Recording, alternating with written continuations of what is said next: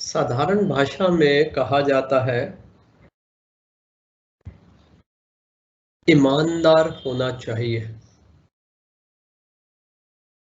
और आध्यात्मिक जीवन में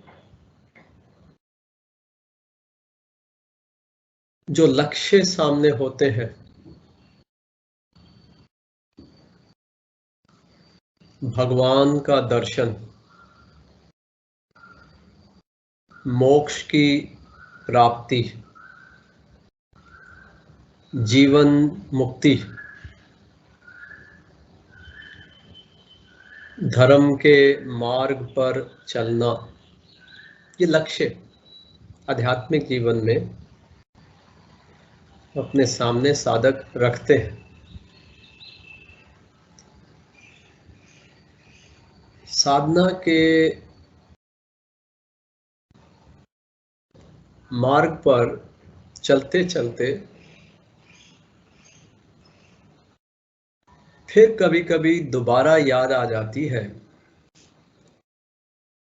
कि जब मेरे जीवन में अध्यात्म शब्द नहीं था, जब मेरे जीवन में साधना शब्द नहीं था, और जहां से भी मैंने ये सुना कि ईमानदारी के रास्ते पर चलना चाहिए, ईमानदारी को अपने जीवन में अपनाना चाहिए, आदमी को ईमानदार बनना चाहिए। और आज जब मैं साधना कर रहा हूं और मेरे सामने ऐसे शब्द हैं, धर्म का मार्ग, अध्यात्म का मार्ग, साधना का मार्ग, और वो जो शब्द था ईमानदारी का मार्ग, दोनों में क्या अंतर है? वो साधक जो ध्यान करता है, जिसके जीवन में गुरु है, जो स्वाध्याय करता है, जो शास्त्र में, सत्संग में श्रद्धा रखता है, उस साधक को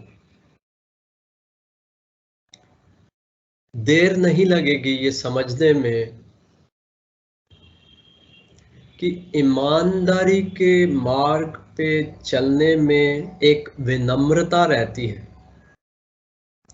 और साधना के मार्ग में चलते चलते एक खतरा होता है कि ईमानदारी कब हमको अहंकारी बना देगी। साधना का भी अहंकार होता है, जबकि ईमानदारी के मार्ग पर चलने वाले को, वो ईमानदारी के मार्ग पर चल जरूर रहा है, लेकिन उसको पता है कि इस मार्ग में बहुत सी बाधाएं हैं, इस मार्ग में बहुत से प्रलोभन हैं, बहुत से कष्ट हैं, जिसके साथ उनको संघर्ष करना है।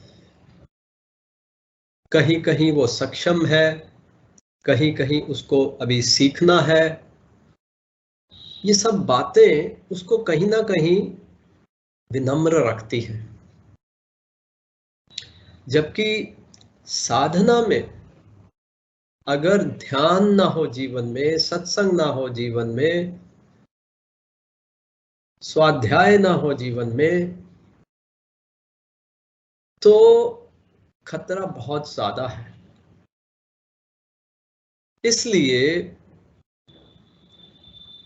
कोई नुकसान नहीं होगा कि हम साधना में भी ईमानदार रहें, मोक्ष की प्राप्ति में भी हम ईमानदार रहें, जीवन मुक्ति को अपना लक्ष्य रखते हुए हम ईमानदारी को साथ लेकर के चलें।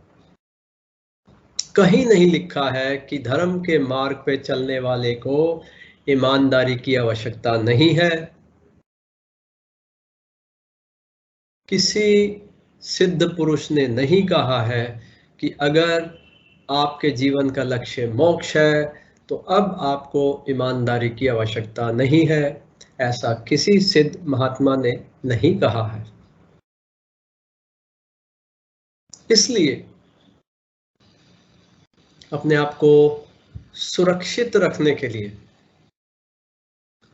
साधना में उपलब्धियों को जो प्राप्त किया है कि उनका नाश ना हो जाए। नाश होता है अहंकार से, और अहंकार ना आए उसके लिए विनम्रता रखनी आवश्यक है। और विनम्रता को रखने के लिए ईमानदारी का अभ्यास निरंतर जीवन में रहना चाहिए। ये है संदर्भ। अब यहाँ अपरोक्ष अनुभूति में हम ब्रह्ममय व्यवहार की बात कर रहे हैं। तो ब्रह्ममय व्यवहार और ईमानदार व्यवहार कोई दो अलग चीज नहीं है। कोई ये ना समझे कि ईमानदार व्यवहार एक संसारिक शब्द है, संसारियों के लिए है। ब्रह्ममय व्यवहार में ईमानदारी शब्द की आवश्यकता नहीं है। ये गलती हमें नहीं करनी चाहिए। सृष्टि की उत्पत्ति नहीं, अभिव्यक्ति होती है। कहीं कहीं ऐसा सुनने में आता है, सृष्टि की उत्पत्ति, सृष्टि का पालन, सृष्टि का संहार, वो कुछ बताने के लिए, कुछ दर्शाने के लिए ऐसा कहा जाता है। लेकिन जब हम अपरोक्ष अनुभूति का अध्ययन कर रहे हों, अपरोक्ष अनुभूति नाम की पुस्तक को हम स्वाध्याय के रूप में पढ़ रहे हों और उसके अंदर पाठ हो ब्रह्ममय व्यवहार, तो एक दृष्टि ऐसी निकल के आती है कि अगर सृष्टि की उत्पत्ति हो और उसका विनाश हो, तो फिर प्रभु अविनाशी कैसे हुए? प्रभु शाश्वत कैसे हुए? प्रभु नित्यानंद कैसे हुए? शाश्वत का मतलब हर समय, नित्य का मतलब हर समय, अनादि, अनंत, जिसका कुछ जन्म नहीं है, जिसका खुद जन्म नहीं है, उसमें से किसी और चीज का जन्म, चाहे वो सृष्टि ही क्यों ना हो, कैसे हो सकता है? ये सब विषय चिंतन के हैं। जिसने अपरोक्ष अनुभूति को अपने जीवन में प्राप्त करना हो, उनके लिए है। तो उस संदर्भ में ये कहना आवश्यक है कि सृष्टि की उत्पत्ति नहीं होती, सृष्टि की अभिव्यक्ति होती है। जिस प्रकार हम सब जानते हैं, सूर्य का कोई नाश नहीं होता। रात को सूर्य का नाश और दिन में सूर्य की उत्पत्ति, ऐसा कहीं नहीं कहा जाएगा। तो प्रातः काल सूर्य की अभिव्यक्ति होती है, सूर्य का प्राकट्य होता है।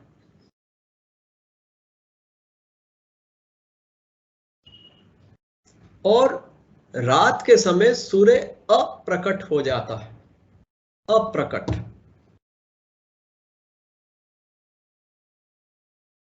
सूर्य रात को भी है, ये हम सबको मालूम है। उसी प्रकार जीवन में प्रभु, जब हम सुषुप्ति में चले जाते हैं, डीप स्लीप में चले जाते हैं, उस समय ना जागृत का संसार होता है ना स्वप्न का संसार होता है।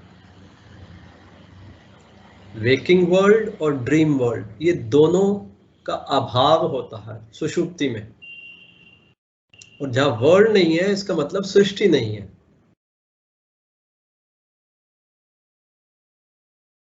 अब जब हम उसका मूल्यांकन करते हैं सुषुप्ति अवस्था का, हम सुषुप्ति अवस्था में है लेकिन बाकी सब कुछ है, हमारे लिए वो अप्रकट हो गया, वो हमारे लिए हम कह सकते हैं विलीन हो गया।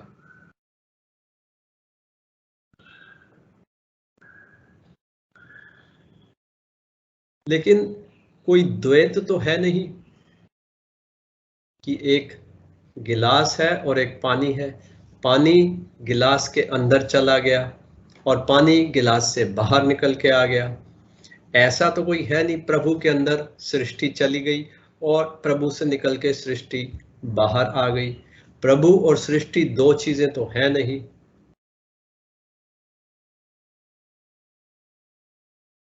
तो ये विलीन होना भी एक तरीके से ही समझना आवश्यक है।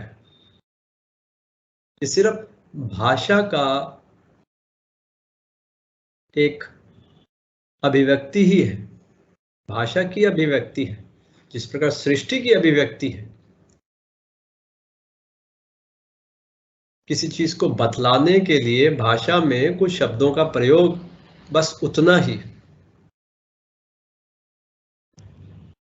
तो सृष्टि जब हम शब्द का प्रयोग करें उसका मतलब यह है कि प्रभु की अभिव्यक्ति, प्रभु का एक्सप्रेशन, जो कि मन के द्वारा, बुद्धि के द्वारा पकड़ा जा सके, समझा जा सके, इंद्रियों के द्वारा ग्रहण किया जा सके। ये सिर्फ व्याख्या के विषय हैं, तत्व के नहीं, नित्यता के नहीं, शाश्वतता के नहीं। जिस समय हमारी इंद्रियां किसी वस्तु को नहीं पकड़ पा रही हैं, तब भी सत्यता है, तब भी नित्यता होती है।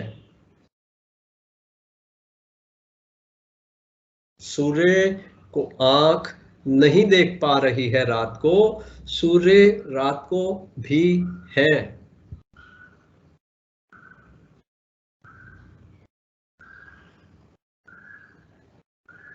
बिजली चमकती है और बादल गरजते हैं।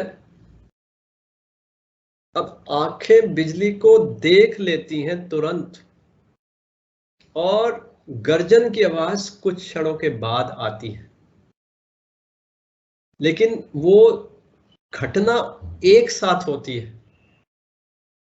घटना एक साथ होते हुए भी, होने के बावजूद ध्वनि को वहां से चलकर हमारे कान तक आने में कुछ समय चाहिए।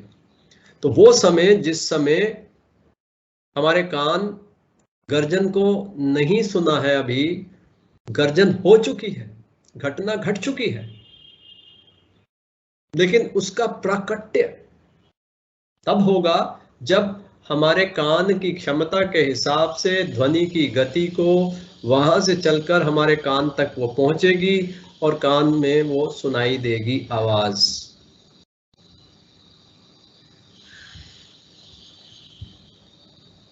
तो उसी प्रकार प्रभु को हम साकार और निराकार कहते हैं, सगुण और निर्गुण कहते हैं। कारण के विकार से, अर्थात मिट्टी की गोली करके चाक पर चढ़ाकर हाथ एवं सूत की सहायता से मिट्टी में घड़ा उत्पन्न किया जाता है। घड़ा कोई तत्व नहीं है, मिट्टी स्वयं जल से, जल अग्नि से, अग्नि वायु से और वायु आकाश से अभिव्यक्त हुआ है। इसी प्रकार जितने भी तत्व हैं सृष्टि में, सब कहीं ना कहीं एक से दूसरे का कारण है और एक से दूसरे का फल है। बीज मिट्टी में जाता है, बीज से अंकुर होता है, अंकुर से पौधा बनता है, पौधा से पेड़ बनता है, पेड़ पे फूल आते हैं, फूल से फल आते हैं, फल गिर जाते हैं, फल में से बीज निकलता है, बीज फिर मिट्टी में जाता है। तो बीज मिट्टी में जाने से लेकर ये सारे कदम पूरे होने के बाद फल से फिर बीज बन जाता है, बीज से फल बनता है, फल से बीज बनता है, बीज से फल बनता है, फल से बीज बनता है। अब किसको आप उत्पत्ति कहोगे, किसको आप सृजन कहोगे, किसको आप विनाश कहोगे? बीज का नाश हो गया अंकुर बनकर, अंकुर का नाश हो गया पेड़ बनकर, पेड़ का नाश हो गया फूल बनकर, फूल का नाश हो गया फल बनकर, फल का नाश हो गया बीज बनकर। ये सिर्फ शब्द है, हमारा लक्ष्य शब्द नहीं है, हमारा लक्ष्य शब्द का अर्थ भी नहीं है। हमारा लक्ष्य एक समझ है, एक पूर्णता की समझ, जिसको हम मन से ऊपर उठ करके देखें, ग्रहण करें, स्वीकार करें। ये मन और इंद्रियों का माध्यम से हटकर जब हम नित्यता को ग्रहण कर पाते हैं, उसको कहा जाता है अपरोक्ष अनुभूति।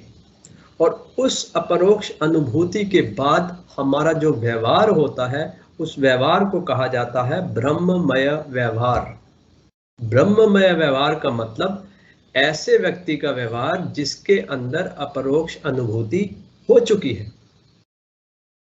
अपरोक्ष अनुभूति मतलब ब्रह्म का ज्ञान, ब्रह्म ज्ञान। ब्रह्म ज्ञान के बाद जो व्यवहार है वो ब्रह्ममय व्यवहार है।